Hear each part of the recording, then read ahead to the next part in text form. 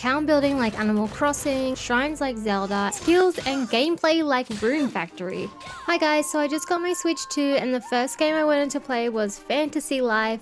Took me a bit since I couldn't even afford it straight away, but game prices are a rant for another day. Fantasy Life really isn't what I was expecting. It's a mashup of many different genres, part life sim, part action RPG, part mystery adventure, and part town building. And the part I really wasn't expecting was the heavy focus on story. The game starts with your character joining an expedition led by the archaeologist Edward. Guided by the glow of a dragon fossil, you arrive at a deserted island. You're attacked and end up in the past, where you'll find a kingdom teeming with life. As you progress, you find your way back to the present and even go into the future, gaining the ability to move between these worlds as you please. But basically, you're trying to stop the end of the world, so no pressure. Now, fair warning, this game is very story heavy at the start.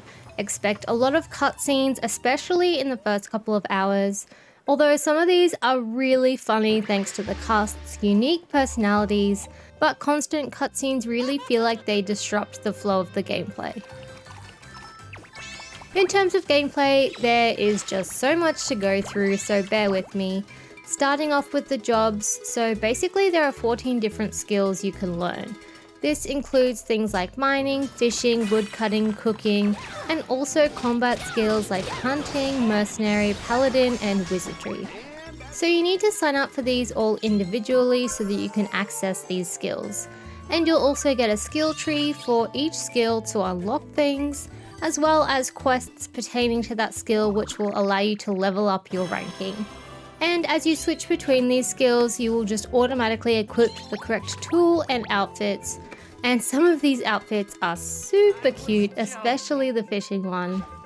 The only problem I had with this system was the fact that at the start it was a bit slow to keep going back to the build to pick up the new skills simply so I could just use the tools. Otherwise, I thought it was a pretty cool idea. It gave the skills a bit more importance and just added a whole bunch more to work towards, such as skill quests, leveling up, and increasing your rank. I do have to say though, this game is very grindy. Not just for fun extras either, grinding is needed to progress the main story. For example, certain side quests require specific life skills, and if you haven't gotten that life skill yet, you'll have to go back, unlock it, potentially level it up, and then return. It's rewarding in the long run, but it can feel a bit tedious. There were many times where I was in the mood to continue with the main quest, but instead had to put that aside to go and grind up my levels. So if you aren't a fan of skill grinding, this will be tough for you. Skills aside, there are 3 main worlds in Fantasy Life. The past is where you'll sign up for your life skills, find your skill masters. This is also where most of the characters are located for quests, main or side quests. There's multiple islands here that you'll unlock through story progression too. The present is where the town building takes place. Yes, that's right, town building. It takes a while to unlock this section, and honestly, I was just hoping for a home since there was a cute little town and I was picking up jobs and I just wanted to feel like I belonged. But I wasn't expecting town building, that's for sure. It's very similar to Animal Crossing. So you'll find villages to move in. Basically, there's these people you can find in these 3 worlds that have been turned into inanimate objects, and when you turn them back, they will move into your village. You can build homes, place them where you like, alter the landscape, build paths, and decorate as you please.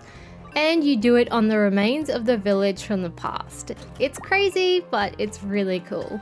You can unlock and purchase different house styles, and from your woodworking skill, you can craft a crazy amount of furniture too.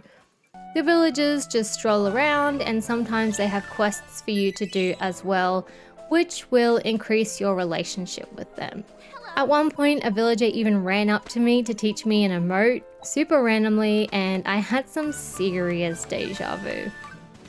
Lastly, in the future, this is where you'll find a massive island where you grind, gather, uncover the map via towers, very Zelda-like, and complete shrine puzzles. Again, very Zelda-like. This island is basically a big leveling up area with a few side activities to keep you occupied. I'm not even really scratching the surface of all the things there is in this game. You can also collect and use mounts. There's a bulletin board in each world full of other tasks to complete that will unlock you stuff for your town building and furniture recipes. There's also little creatures to find scattered in the past, very, very similar, yet again, to Koroks in Zelda. The game looks and sounds fantastic. The art style really reminded me of Zelda Echoes of Wisdom, and the soundtrack, amazing. It's whimsical, and it really reminded me again of Zelda Echoes of Wisdom. Just cute little soundtracks that really fit the vibe and the humor of the game. Menus are fully customizable, which I loved, and you can tweak how things are organized to suit your playstyle. Not everything is perfect though. I found the camera angle a little frustrating. You can't look up, which I found really limiting in the future world because you're trying to spot and find towers and shrines, and it just makes it really difficult when you can't look up. One other small thing that drove me a little crazy is that your character constantly shouts "yeah" or another single word every time you collect materials or land a hit in combat, and it's cute the first few times, but after a while it's very repetitive. This game is massive and is absolutely packed with things to do. It's kind of a perfect game if you love slow progression-based gameplay and don't mind a bit of a grind. It blends the town building charm of Animal Crossing, the skill-based gameplay of Rune Factory, and the feel of Zelda into one jam-packed package.